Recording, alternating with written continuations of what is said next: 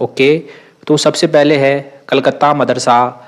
तो कलकत्ता मदरसा की स्थापना हुई थी 1781 में, और यहाँ दे रखा है 1784, जो कि गलत पेयर हो गया ये। इसकी स्थापना की थी वोरेन हेस्टिंग्स ने, वोरेन हेस्टिंग। ओके, उसके बाद बनारस संस्कृत कॉलेज, तो इसकी स्थापना हुई थी 1791 में, एकदम सही दे रखा है। और इसका उद्देश्य था हिंदू धर्म के कानून और दर्शन शास्त्र का अध्ययन करना। फिर 1974 में जाकर इसका नाम बदल दिया गया और इसका नाम रखा गया संपूर्णानंद संस्कृत विश्वविद्यालय। ओके, तो दूसरा सही। तीसरा है फोर्ट विलियम कॉलेज, इसकी स्थापना हुई थी 1800 में। ओके, इसमें दे रखा है 1781, ये गलत हो गया। ओके, और इसकी स्थापना कलकत्ता में हुई थी। और किसने की थी इसकी स्थापना? इसकी स्थापना की थी लॉर्ड वेलेजली ने, लॉर्ड वेलेजली ने। ठीक है, तो तीसरा भी गलत हो गया। चौथा है एशियाटिक सोसाइटी ऑफ बंगाल, तो इसकी स्थापना हुई थी 1784 में कलकत्ता में, कलकत्ता। और इसकी स्थापना की थी विलियम जोन्स ने, विलियम जोन्स।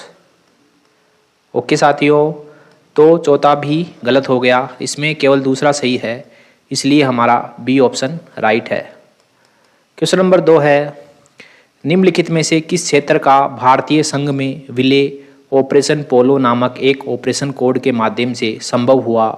तो ये हैदराबाद का विलय हुआ था भारतीय संघ में, और ये हुआ था सितंबर 1948 में।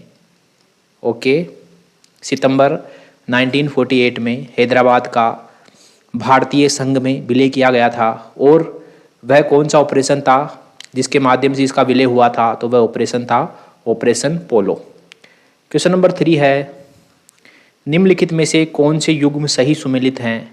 एक तरफ है युद्ध और एक तरफ है कौन सी संधि के माध्यम से ये युद्ध समाप्त हुए? तो प्रथम कर्नाटक युद्ध, तो ये समाप्त हुआ था एक्सला सापेल की संधि, एक्सला सापेल की संधि।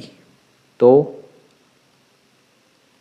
एक्स ला सापेल की संधि, इसमें दे रखा है पेरिस की संधि, ये गलत हो गया।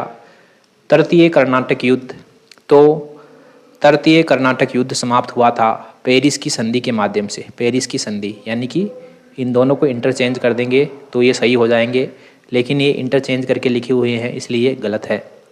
ओके, तो तृतीय कर्नाटक युद्ध समाप्त हुआ था पेरिस की संधि के माध्यम से, इसलिए ये भी गलत हो गया। और तृतीय कर्नाटक युद्ध को वांडीवास के युद्ध के नाम से भी जाना जाता है। द्वितीय आंग्ल मैसूर युद्ध, ये समाप्त हुआ था मैंगलोर की संधि के माध्यम से, मंगलोर की संधि। ओके, और ये संधि हुई थी 1784 में। इस संधि के माध्यम से दोनों पक्षों द्वारा आपस में जीते गए क्षेत्रों को जो है पुनः वापिस करने का इसमें संधि में फैसला किया गया। ओके, तो तीसरा सही है, इसमें बी ऑप्शन हमारा आंसर हो जाएगा। क्वेश्चन नंबर 4 है निम्नलिखित कथनों में से कौन से कथन सही हैं?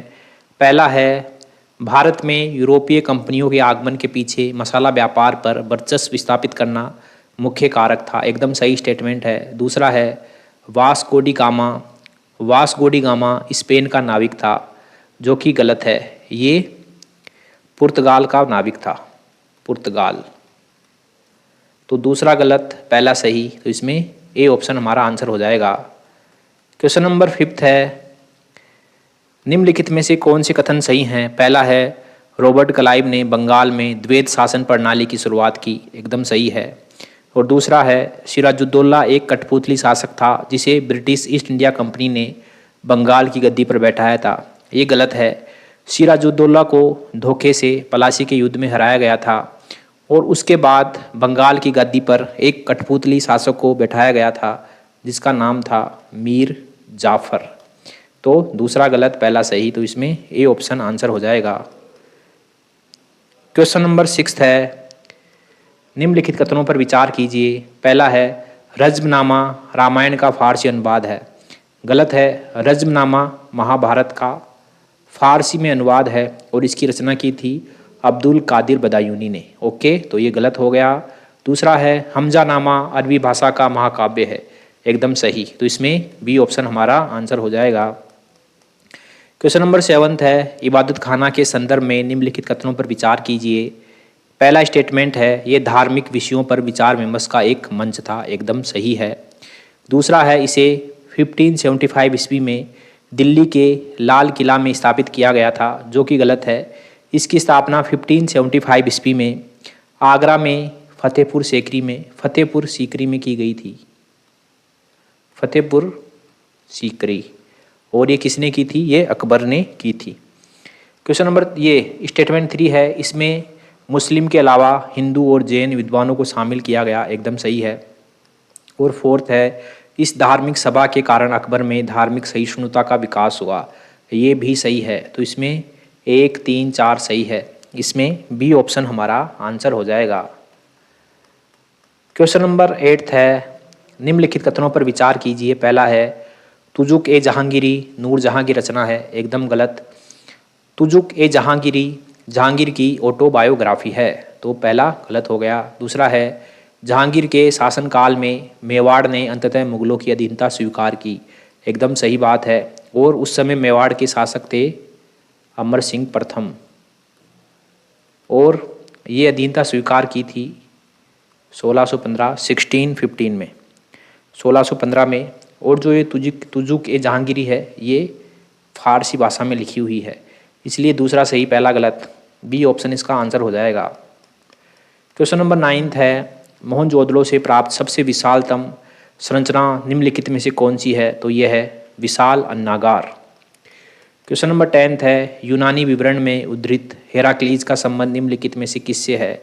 तो ये है वासुदेव कृष्ण, बी ऑप्शन।